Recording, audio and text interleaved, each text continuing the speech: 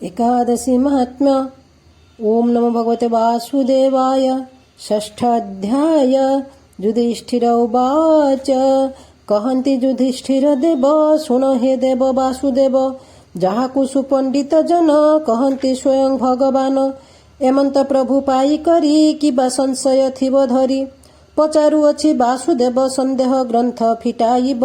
ସ୍ୱେଦନ ଅଣ୍ଡଜ ଭର୍ତ୍ତିଜ ଯେ ବାଛନ୍ତି ଜରାୟୁଜ, ତୁମ୍ଭେ ଯେ ଏମାନଙ୍କ କର୍ତ୍ତା ପାତକ ସମ୍ପଦ ବିକର୍ତ୍ତା। ଶୁଣି ସଟିଳ ଗୁଣମାନ ବହୁତ ତୃପ୍ତ ହେଲା ମନ। କହିବା ଶୁକ୍ଳ ଏକାଦଶୀ ମାଘ ମାସରେ ଯେ ଆଭାସୀ, ନାମ କି ଏହାର କି ବିଧି କେ ଦେବା ଏଥି ଦୟାନିଧି। ଶ୍ରୀକୃଷ୍ଣ ଉବାଚ। କୃଷ୍ଣ କହନ୍ତି ଯୁଧିଷ୍ଠିର, କହିବା ଯା ତୁମେ ପଚାର। ଏ ମାଘ ଶୁକ୍ଳ ଏକାଦଶୀ ନାମରେ ଜୟା ବୋଲି ଭାସି, ପବିତ୍ର ସର୍ବ ପାପ ହୁଅନ୍ତି ପିଶାଚ ଭାବରେ ନିହନ୍ତି। ପୂର୍ଣ୍ଣ ହୁଅନ୍ତେ ଯେଉଁ ବ୍ରତ ତୁଟେ ପୁରାଣ ଭାବ ସତ, ପାପନାଶୀ ବିମୋକ୍ଷ ଦେବ ଏ ରୂପେ କେଉଁ ବ୍ରତ ହେବ। ଏଣୁ ଏ ବ୍ରତ ରାଜ କହିବ ଯତ୍ନେ ମହାରାଜ। ଏ ବ୍ରତ ମହିମା ବିଦିତ ପଦ୍ମ ପୁରାଣେ ପଣ୍ଡୁସୁତ। କହିବା ଶୁଣ ମନ ଦେଇ ଯାହା ପୁରାଣେ ଅଛି କହି। ପୂର୍ବେ ଯେ ଦେବ ସୁନାସିର ପାଳନ କଲେ ସ୍ୱର୍ଗପୁର, ସେ ମନୋରମ ସ୍ୱର୍ଗ ଦେବେ ରହିଲେ ସଦା ସୁଖ ଭୋଗେ। ନିତ୍ୟ ଅମୃତ ପାନ କଲେ ଅପ୍ସରା ସଙ୍ଗେ ବିହରିଲେ, ନନ୍ଦନ କଲେ କ୍ରୀଡ଼ାବନ ଯେ ପାରିଜାତ ଦ୍ରୁମ ଘେନ। ବାସବ ସେହୁ ଏକ ଦିନେ ନର୍ତ୍ତନ କରାଇବା ମନେ, ଗନ୍ଧର୍ବ ଅପସରା ମାନେ ପ୍ରବେଶ ହେଲେ ନିତ୍ୟ ସ୍ଥାନେ। ଗନ୍ଧର୍ବ ମାନେ ଗାନ କଲେ ଗନ୍ଧର୍ବ ପୁଷ୍ପବନ୍ତ ତୁଲେ, ଚିତ୍ରସେନର ସୁତ ଅଛି ଚିତ୍ରସେନ ହିଁ ନିଜେ ବସି। ମାଳିନୀ ବଚନେ ସମସ୍ତେ ଚିତ୍ରସେନର ଯେ ଘୋଷିତେ, ଅଛଇ ପୁଷ୍ପଦନ୍ତୀ ତହିଁ ମାଳିନୀ ଯାହା ଜନ୍ମ ଦେଇ। ଅଇଲା ପୁଷ୍ପମନ୍ତ ସୁତ ମାଲ୍ୟବ ନାମେ ଯେ ବିଦିତ, ଦେଖିଲା ତହିଁ ପୁଷ୍ପଦନ୍ତୀ ତାଠାରେ ବଳାଇଲା ମତି। ପୁଷ୍ପଦନ୍ତୀ ହିଁ ତାକୁ ଦେଖି ତାଠାରେ ଦେଲା ମତି ରଖି। ପରସ୍ପରରେ ଦୁଇ ଜଣ ହେଲେ ସେ ଯଥା ଏକ ଜଣ, ପୁଷ୍ପଦନ୍ତୀର ରୂପ ଗୁଣ କହିବା ଯୁଧିଷ୍ଠିର ଶୁଣ। ବାହୁ ଦୁହିଁଙ୍କ କଣ୍ଠପାଶ କାମ କରନ୍ତି ଅବଶେଷ, ଚଳ ଘୂର୍ଣ୍ଣିତ ତା ନୟନ କର୍ଣ୍ଣକୁ ଲଙ୍ଘିବାକୁ ମନ।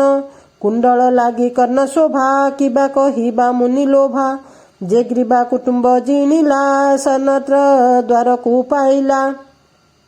ଯାହାର ପୃଥୁର କୁଚ ସୁବର୍ଣ୍ଣ ଘଟକୁ ସୁସଞ୍ଚ, ନିତମ୍ବ ପୃଥୁ ନିରନ୍ତର ଜଘନ ଘନ ସୁବିସ୍ତାର। ଏହା ଚରଣ ଅନୁପମ ଜହିଁରେ କୋକନଦ ଭ୍ରମ, ଚାଲନ୍ତେ ଯାହା ପାଦ ଚିହ୍ନ ଫୁଟିଲା ପଦ୍ମର ସମାନ।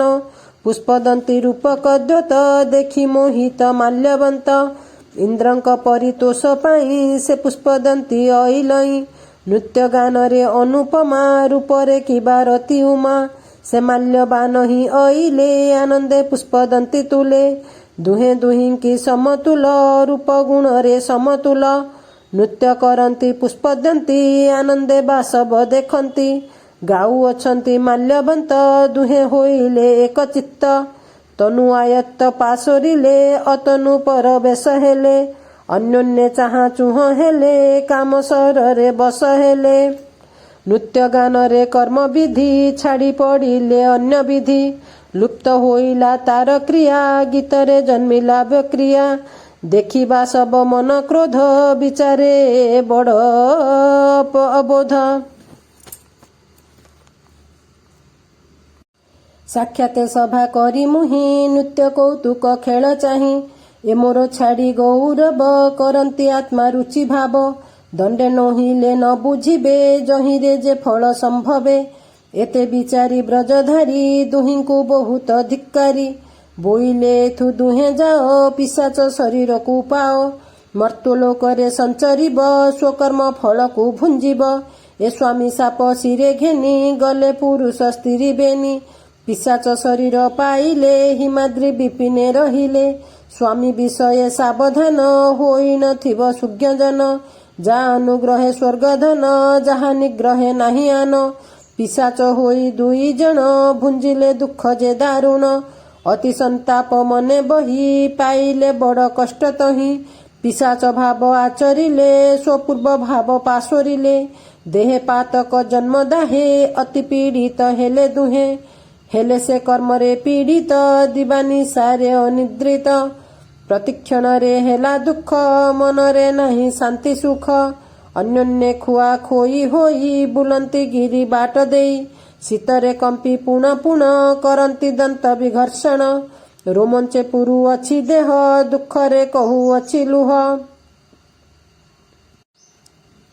रोमंचे पुरु अछि देह दुखरे बहु अछि लुह एड़े दुस्तर दुख पाई भ्रमिले छड़ा छड़ी होई पिशाच पिशाचिकी चाही कहिला एते दिने तही कलई के बण पातक जे अति दारुण अनेक जेउ दुष्कृत कर्म लागी हेले हे पिशाचत्व भोगी दारुण नरककु छाड़ी दुखरे पिशाचरे पड़ी तेणु पापकु थिब डरी यत्नरे पुण्यकु आचरी केउ पापर परिपाके जन्मिलु ए पिशाच लोके एमंते चिंता भर होई रहिले बहु दुख सही एहाकु भाग्य हेला आसी एदिन माघ एकादशी अत्यंत दुखित होइले प्राणर प्रत्याशा छाड़िले हेउ आंभर प्राण त्याग सही न पारी दुख भोग एते विचारी धैर्य बही रहिले न खाई न पी न कले किछि जीवघात प्राणर क्षणे नाही चित्त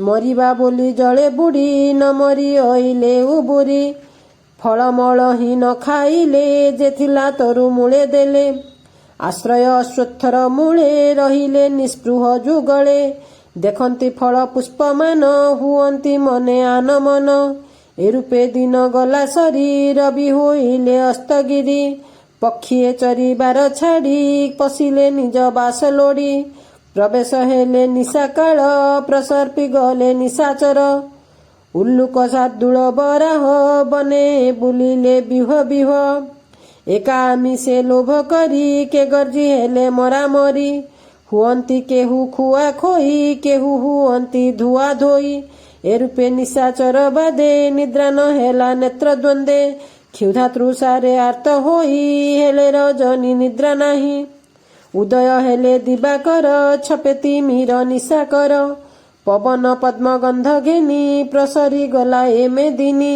हे गज शार्दूल शुणिमा ए महाव्रतर महिमा ए निशाचर निशाचरी दुहे से गले जे आचरी ताहा मु सात्विके घेनिली सात्विक फल को ही देली स्वान अहिंसा भोजन जागर जेबा विसर्जन ए रूप नियमरे व्रत कले मोर अति प्रीत पूर्ण होइला महाव्रत मणिली ए मोहर भक्त एमंत विचारन्ते मोहि जे पूजिला नर साई किबा विचित्र सुन केउ कर्मर केउ गुण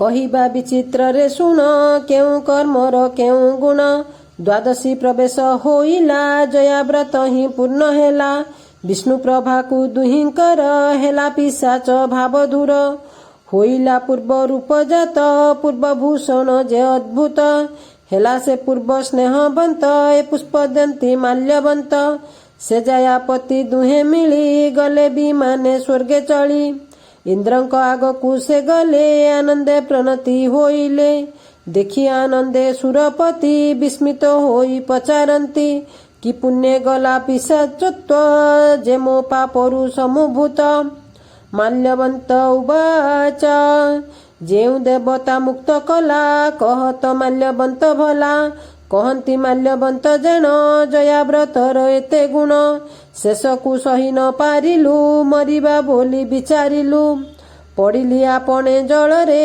नमलु लागिलु कूलरे ए हेला अम विधि स्नान जाओ हे अमर राजन न खाई मरिबु बिचारी खाइलु नाही दुख करी ए हेला उपवास व्रत जान हे तुही पुरुहूत दुखरे जीवन माइलु अहिंसा वार्ता बोलाइलु जंतुंक कोलाहल युद्ध ए दुहे कले निद्राबध आंभर से हेला नियम न खाई फिंगी देवा मान ए रूपे जयार प्रभाव जहार बस वासुदेव ए रूपे आचरण करी रहिलु व्रत कला परी हेले संतोष भगवान गला पिशाच धर्ममान तुम्भ चरण भक्ति जोग कला सकल सुख भोग ସ୍ୱାମୀ ଯାହାକୁ ସୁପ୍ରସନ୍ନ ତାର ସକଳ ଗୁଣମାନ ସେ ସର୍ବ କାମନାକୁ ପାଏ ହେଲେ ବିପତ୍ତି ଦୂର ଯାଏ।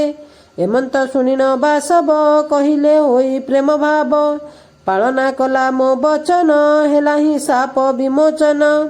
ତୁମ୍ଭର କେହି ପରାଧୀନ ପୁରକୁ ଯାଅ ଚଢ଼ିଯାନ ଯେ ଏକାଦଶୀ ବ୍ରତ ଲୀନ ଯେ କୃଷ୍ଣ ପରି ନାରାୟଣ ଏ ଆମ୍ଭମାନଙ୍କର ମାନ୍ୟ ପୂଜ୍ୟଙ୍କ ମଧ୍ୟରେ ସେ ଧନ୍ୟ। ଆଜ୍ଞା ପାଇନ ବାସବର ଦମ୍ପତି ଗଲେ ନିଜ ପୁର ଏଣୁ ରାଜନ ଅବଧର କର୍ତ୍ତବ୍ୟ ଏ ହରିଦାସର। ଜାଣ ଏ ଜୟା ଏକାଦଶୀ ବ୍ରାହ୍ମଣ ହତ୍ୟା ପାପ ଧ୍ୱଂସୀ ଏ ଜୟା ବ୍ରତକୁ ଯେ କଲା ସେ ଜନ ସର୍ବଦାନ ଦେଲା କଲା ସେ ସର୍ବଯଜ୍ଞ ମାନ ଦେଲା ଦେୟ ଦ୍ରବ୍ୟମାନ କଲା ସେ ହରିବାରେ ଯହୁଁ କଲା କ ତୀର୍ଥ ସ୍ନାନ ସେହୁ କୋଟିଏ କଳ୍ପ ଅବଧିରେ ବୈକୁଣ୍ଠେ ବସେ ଆନନ୍ଦରେ।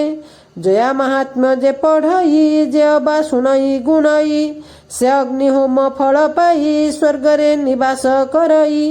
ଇତି ଶ୍ରୀ ଭବିଷ୍ୟୋତ୍ତର ପୁରାଣେ ମାଘ ଶୁକ୍ଳ ଜୟ ଏକାଦଶୀ ବ୍ରତ महात्म्ये षष्ठोऽध्याय। एकादशी व्रत महात्म्ये षष्ठोऽध्याय।